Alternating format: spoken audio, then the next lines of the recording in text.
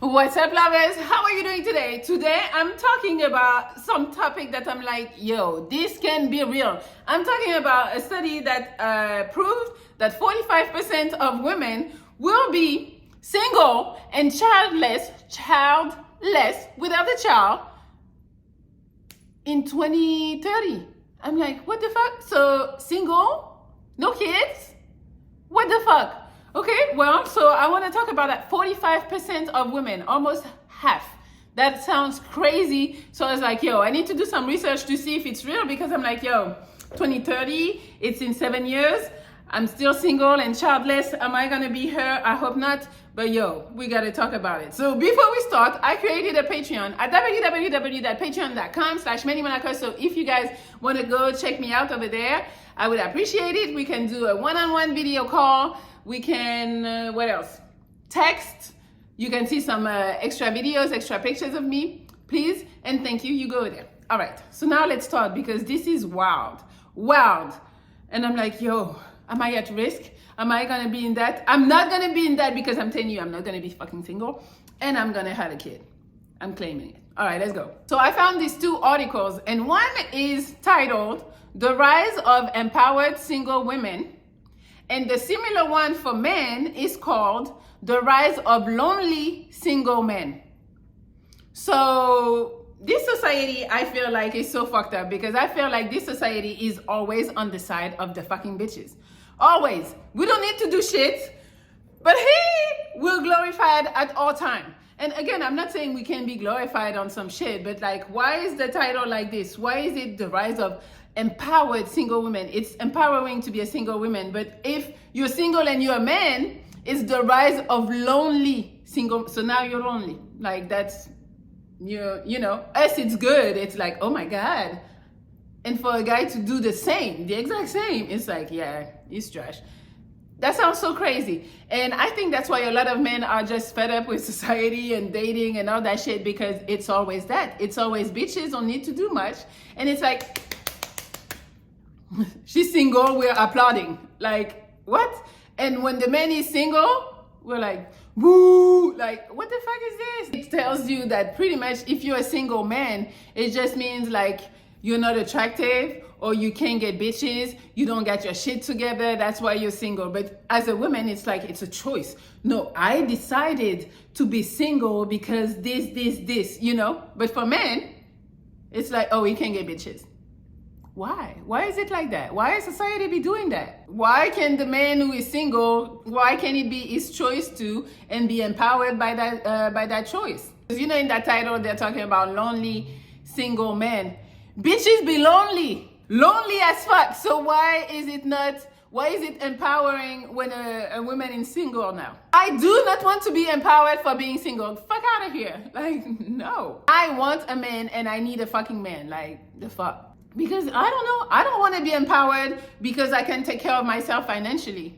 No, come take care of me. I'll be fine with that too. At the end of the day, yeah, everybody should be able to take care of themselves, but why, when it's a woman doing it, she's empowered?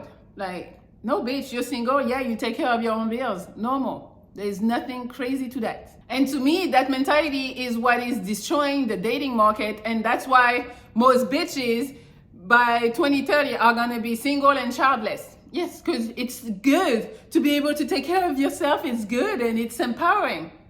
What the fuck? What type of mentality is that? That's not what we're supposed to be here to do. Let's get to the article, even if I don't agree with that shit, but let's get to it. As a single person in her 30s, a therapist and an author whose work centers around dating and healthy relationship, I am grateful for the culture shift towards healthier relationship standards that Matos described in his article. Until recently, modern dating, in the cis-hetero world at least, has been imbalanced. Women have been socially programmed to believe that their value and worth are conditional and reflected by their relationship status.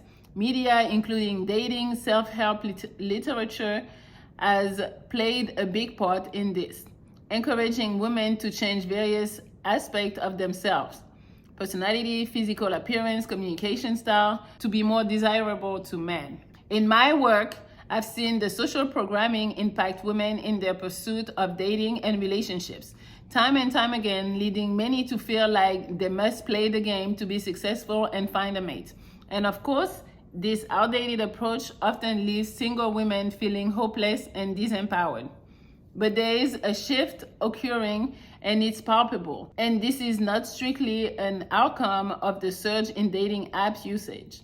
As women have gained more rights and are recognized as mostly equal to men, traditional gender roles or constructs are becoming obsolete. In the past, most women needed men for resources, they needed a provider. Now, with more opportunities, women have more independence and recognize that they do not need men in the same way women did in previous generations. Without such high stakes, women are raising the bar. We are no longer looking for a provider, but a partner and an equitable relationship. We want more. All right, so I understand, now we're able to make money. We're able to go work, to do a bunch of shit that we were not able to do before, but which is cool. Don't get me wrong. I'm glad I'm in this era where I can take care of myself, and not just solely rely on a man, but still.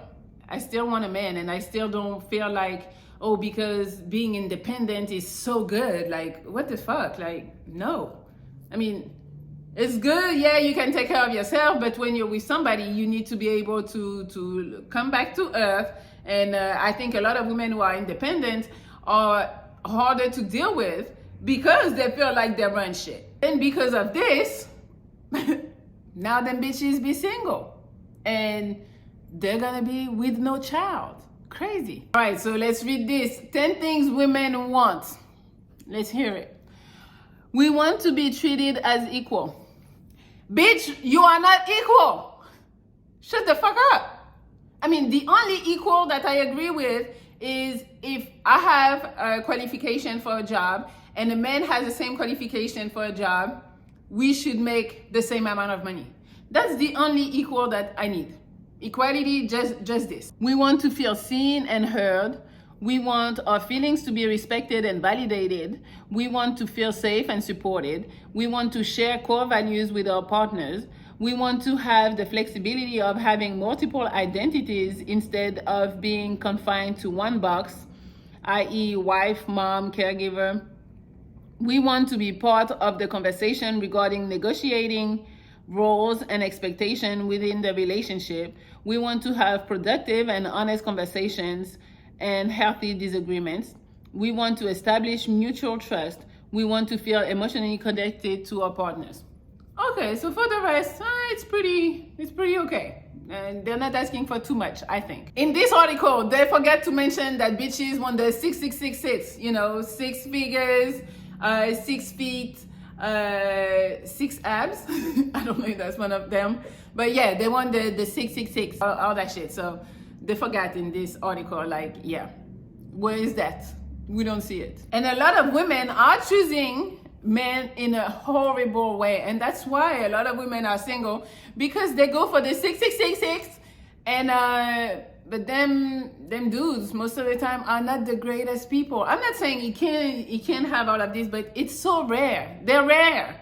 So, and because they're rare, there are so many options. They're gonna give you hell. They're gonna cheat. They're not gonna let you talk because they feel like they deserve a bitch that's gonna shut the fuck up because he's bringing all that she wants. Yes. So I'm just saying, again, there is exceptions where you get a 666 and he's awesome. There's exceptions.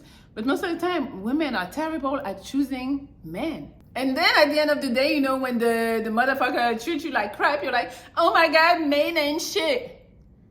Who did you pick? You picked him. It's so funny to me because I want to be treated right, but you don't give the chance to the good men who would treat you good. You don't even look at them. You don't give them a chance. So how are you expecting to be treated good? Again, me and what I think, social media has fucked it up for everybody, and them bitches be having those crazy expectations, thinking they deserve, thinking they need to go on vacation every weekend. This is not real life unless you get somebody that's hella rich. And hella rich people are not like just right there in the corner for you to grab. Or even if you find one in the corner, he probably got 10 other bitches already. So are you ready to be number 11? If you are, well, come and join the train. What I believe is that you can have preferences. Like you want somebody who is taller than you. You want somebody with money. You want somebody that's handsome. Yes, but it shouldn't be your standard. It shouldn't be like, it's this or nothing. No, it should be a preference. But you should be able to compromise, because if he has 3 out of the 4 that you want, you're gonna say no?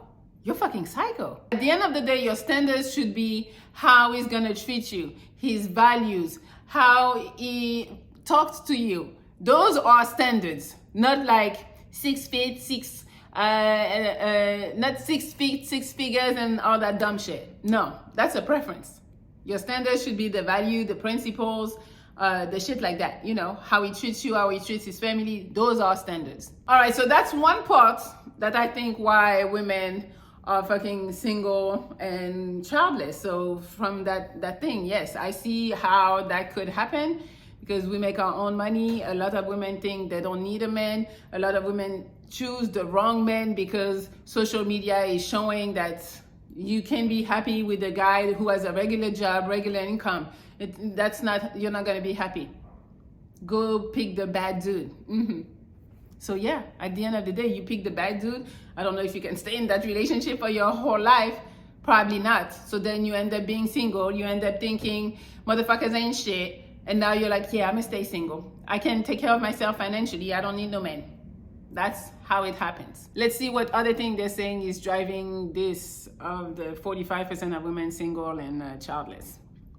A recent duo of reports from Morgan Stanley Research approaches the theme from 2 angles. First, how a growing population of prime working age women in the US, many single and focused on career, will have greater representation in the labor force, help boost wages, and create potentially large tailwinds in a number of consumer product categories. In the second report, the quantitative equity research team shares a proprietary framework to help investors identify the most gender diverse company, which tend to be larger, have better stock return, and skew toward lower volatility.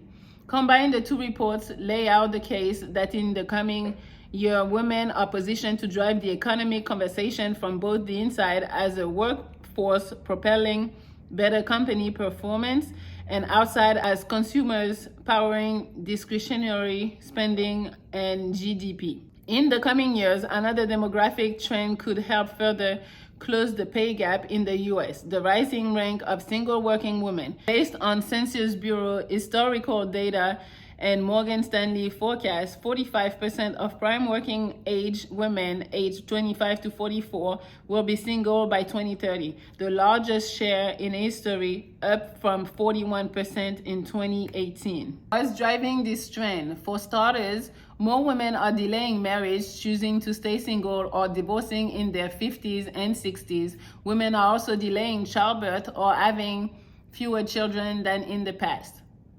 These shifting lifestyle norms are enabling more women with or without children to work full-time, which should continue to raise the labor force participation rate among single females. Rising labor force participation rates should put upward pressure on women's wage and help increase overall consumer spending. So all of this is because women are able to work, pretty much. So they delay marriage, that's one. They delay kids, that's 2. They pick careers over family. They're like, fuck them kids. I don't want no kids. I don't want a partner. I just want to be able to work and make money. Like, my career is important. That's how I feel important, or, you know, that I'm achieving something. Also, divorces. If you divorce in your 50s and 60s, then you're going to be single. And if you didn't have a kid by then, you're in that 45%. Also, with all this data, we can tell that women are making more money now. So because they're making more money, a lot of women want to at least date a man that makes the same amount of money or more, not lower. So because of that, now that bitches are making 100K, now they want men to make at least 100K. So the pool of men making 100K now is smaller. So now they're gonna all go. So all these women making 100K now are going towards the men making over 100K, and it's not that many. Like, so the competition is rough out here. It's rough.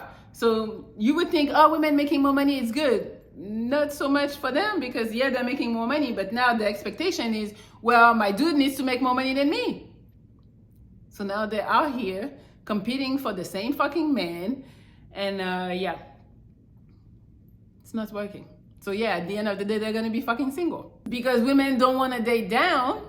Now they're gonna end up single. But hey, to talk about me a little bit. Me, I don't really care if you make less than me, as long as you're not insecure about me making more than you. That's really the thing. But also, you cannot be just a bum, not making no money, no goals, no nothing, expecting like me to take care of you. No, that's not gonna work.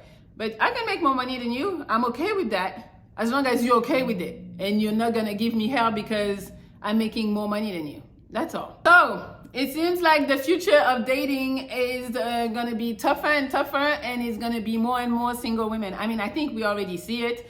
Most of the girl I'm talking to, they're fucking single. Like, you know, when I send DMs to girls to be on the Pineapple Show, most of them girls already are single. Like, I get a few that answer and they're like, oh my God, so sorry, I'm already in a relationship or I'm married or whatever, but it's like maybe 5% of the women I'm DMing come back to me and tell me, no, but I'm not single. So they're all single already. Not childless though, because a bunch of them already have kids. But hey, my tip for you who has a man or who has a woman at home, make sure you rethink about complaining about your partner, about thinking about leaving or just mistreating them. Rethink that, because I'm telling you, especially for women, if you are a woman and you have a dude and your dude is not terrible, maybe you might want to rethink and stay because out here it's rough, it's tough, it's very competitive, and you might end up single. So if you're not in a bad relationship, maybe you need to rethink that. All right, but hey, that's your life, not mine. All right, so I hope you guys can share, like, comment. I hope you guys can subscribe to my Patreon at www.patreon.com/Melli Monaco. And you guys can follow me on Instagram at Melli Motors, Melli Monaco, Melli Love XO. And that's all. Thank you. All right, guys, I love you. And hopefully this is not true because I'm scared. I'm not going to be part of this. I'm not. But yes. All right, guys, I love you. And I'll talk to you soon.